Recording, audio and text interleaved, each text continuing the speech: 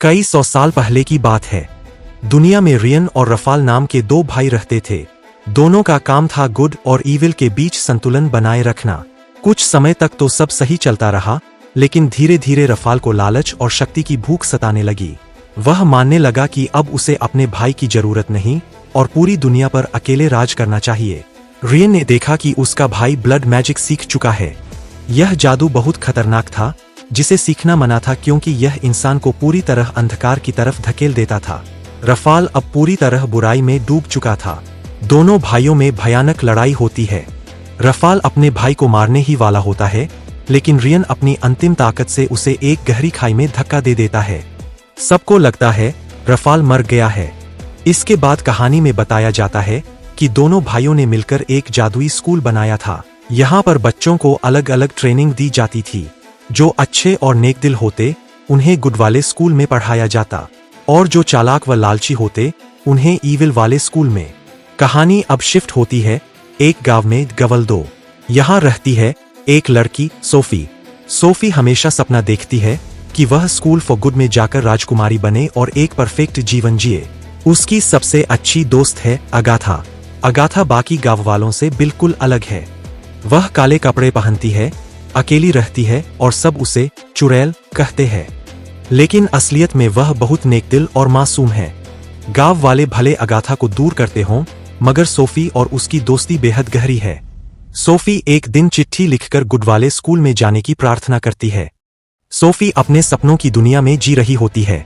वह बार बार सोचती है कि एक दिन जरूर स्कूल फॉर गुड उसे ले जाएगा। वह एक चिट्ठी लिखती है और उसे गांव के एक रहस्यमयी जादुई पेड़ में लगाकर चली जाती है। लेकिन कई दिन गुजर जाते हैं, कोई भी उसे लेने नहीं आता। वह देखती है कि उसकी चिट्ठी अब भी वहीं पर अटकी हुई है।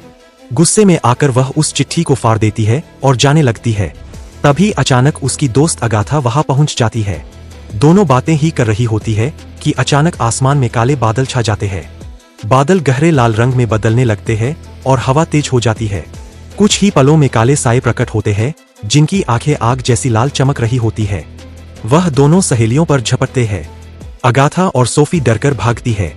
वे हाफते हुए भागते भागते जंगल के किनारे तक पहुंच जाती है। जंगल के अंधेरे में से अचानक एक विशाल पंखों वाला काला पक्षी निकलता है। वह दोनों को अपने पंजों में जकड़ लेता है और आकाश में ऊंचा उड़ जाता है। सोफी और अगाथा चिल्लाती रहती है, लेकिन कोई मदद नहीं करता।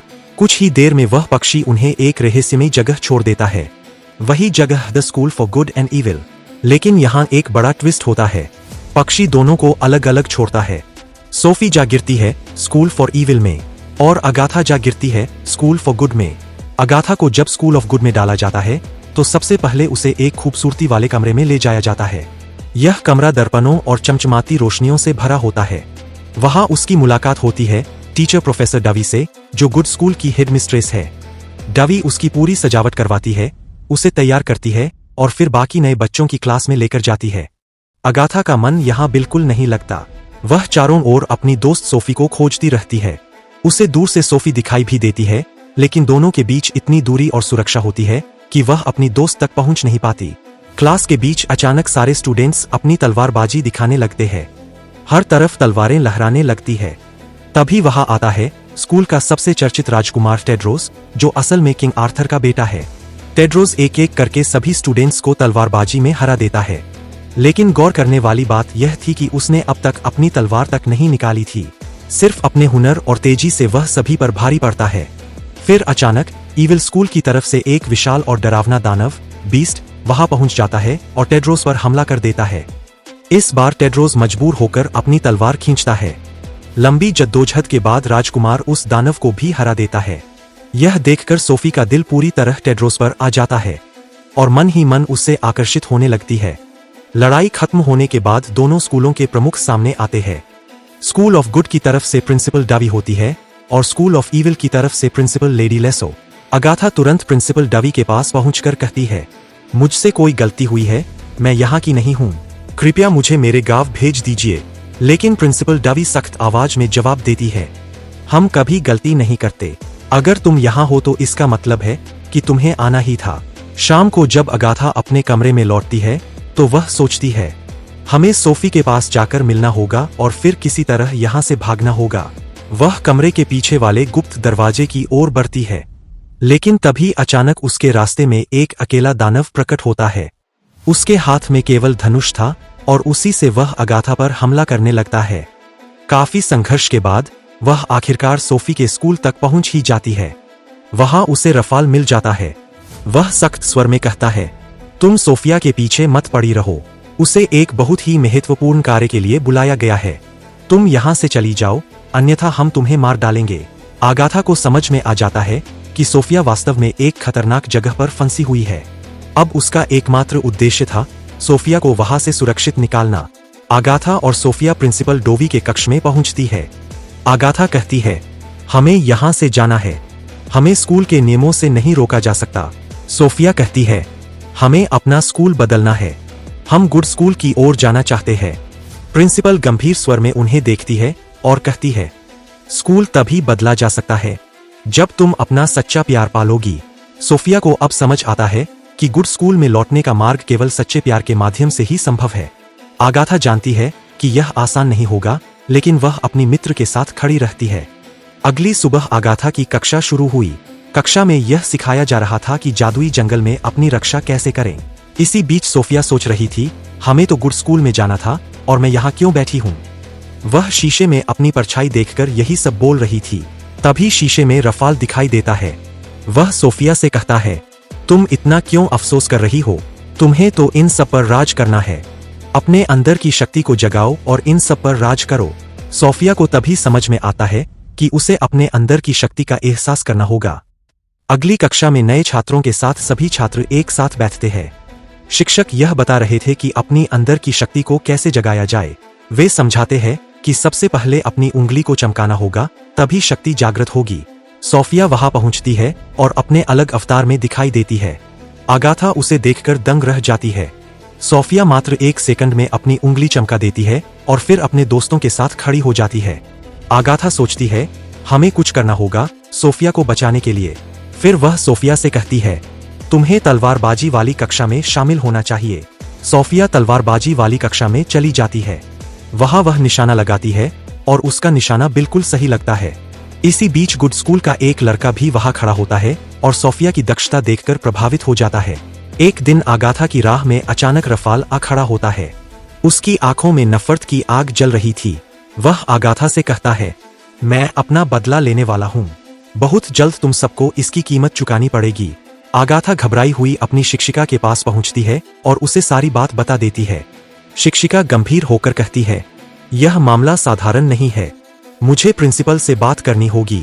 इसी बीच सोफिया के साथ अजीब घटनाएं होने लगती है, क्योंकि उसने अपनी सहेली आगाथा की मदद से निशाना लगाकर गुड स्कूल के एक लड़के का दिल जीत लिया था। इसलिए ईविल स्कूल के नियमों के अनुसार उसे दंड स्वरूप अकेले कमरे में बंद कर दिया गया। सोफिया उस अंधेरे और सुनसान कमरे में बैठी हुई थी। तभी अचानक वहां रफाल प्रकट होता है। उसका चेहरा रहस्यमय मुस्कान से भरा हुआ था। सोफिया पहले तो हिचकिचाती है, लेकिन रफाल के प्रभावशाली शब्द और शक्ति का आकर्षण धीरे धीरे उसके मन को बदल देते हैं। रफाल उसे ब्लर मैजिक के मंत्र और तरीके सिखाने लगता है। इतने में उसकी शिक्षिका वहां पहुंचती है। वह चौंककर पूछती है, सोफिया, रफाल तुमसे क्या कह रहा था? लेकिन अब सोफिया की आंखों में पहले वाली मासूमियत नहीं थी। उसके चेहरे पर एक अजीब सा आत्मविश्वास और घमंड झलक रहा था। अब वह पूरी तरह बदल चुकी थी, क्योंकि उसने रफाल से ब्लर मैजिक सीख लिया था। सोफिया अब पूरी तरह अंधकार में डूब चुकी थी। उसका इरादा साफ था, सबको नष्ट कर देना। सबसे पहले वह अपनी सहेली आगाथा को मारने निकलती है, लेकिन तभी गुड स्कूल के सारे विद्यार्थी उसकी राह में खड़े हो जाते हैं। हर कोई अपनी अपनी तलवारें निकाल लेता है। विद्यार्थियों के धनुष पिघलकर राख हो जाते हैं। फिर वह ऐलान करती है, अब इस लड़ाई का फैसला मैं करूंगी। अचानक सब देखते हैं, सोफिया ने अपने सभी शिक्षकों को गुड़ियों में बदल दिया है। पूरा स्कूल स्तब्ध रह जाता है। लोग चिल्लाने लगते हैं, हमें इस चुड़ैल को मारना होगा, बुराई को यहीं खत्म करना होगा। लेकिन आगाथा उन्हें रोकती है, नहीं, अगर अच्छाई पहले वार करेगी तो अच्छाई बुराई बन जाएगी और बुराई अच्छाई। पर किसी ने उसकी बात नहीं सुनी। विद्यार्थियों ने पहला तीर छोड़ा और वह तीर फूल में बदल गया। अचानक सब उल्टा हो गया। गुड स्कूल के विद्यार्थी और शिक्षक बुरे बन गए और ईविल स्कूल के लोग अच्छे हो गए। उनके कपड़े तक बदल गए। सोफिया का चेहरा, जो ब्लर मैजिक से डरावना हो चुका था, अब पहले जैसा हो गया। सोफिया छुपते छुपाते प्रिंसिपल के पास पहुंची, पर वहां असली प्रिंसिपल नहीं बल्कि रफाल खड़ा था। रफाल हंसते हुए बोला, मैं ही शुरू से यह सब चला रहा था। मैंने अपने भाई को मारा था। अच्छे का रूप धरकर मैं ही अच्छाई को खत्म कर रहा था। सोफिया, अगर हम साथ हो जाए तो पूरी दुनिया हमारी होगी। वह सोफिया को जबरदस्ती चूम लेता है। तुरंत ही अच्छाई का स्कूल ढहने लगता है। सोफिया घबरा जाती है। नहीं, मैं ऐसा नहीं चाहती। वहां तो मेरे सारे दोस्त फंसे हुए हैं। लेकिन रफाल सुनता ही नहीं। तभी वहां आगाथा आ जाती है। सोफिया उसे देखकर दौड़कर गले लगती है। रफाल गरजता है, मेरी पत्नी से दूर रहो। आगाथा निर्भीक होकर कहती है, मेरे होते हुए तुम कभी सोफिया को अपना नहीं बना पाओगे। रफाल गुर्राता है, तो अब तुम जिंदा नहीं रहोगी। वह अपनी किताब से घातक मंत्र छोड़ता है। जादुई बिजली सीधा आगाथा की ओर बढ़ती है, लेकिन सोफिया बीच में कूद जाती है। मंत्र उसके दिल में लगता है। सोफिया जमीन पर गिर जाती है। उसकी जान खतरे में थी। तभी एक और विद्यार्थी छुपकर उस पर हमला करता है, लेकिन रफाल उसे जोर से दूर फेंक देता है। मौका देखकर आगाथा जादुई तलवार उठा लेती है। वह पूरी ताकत से वार करती है और तलवार सीधे रफाल के दिल में घुस जाती है। रफाल चीखता है, जमीन पर गिरता है और हमेशा हमेशा के लिए मर जाता है। जैसे ही रफाल मरा, स्कूल का ढहना रुक गया। सोफिया की लगी हुई चोट भी जादुई रूप से ठीक हो गई। गुड और ईविल स्कूल दोनों फिर से सामान्य हो गए। सोफिया और आगाथा एक दूसरे का हाथ पकड़ती है। सोफिया धीरे से कहती है, अब हमें यहाँ नहीं रहना चाहिए। हम अपने गांव लौटेंगे। वहीं हमारी असली शांति है। दोनों गांव लौट जाते हैं। कहानी यहीं समाप्त होती है।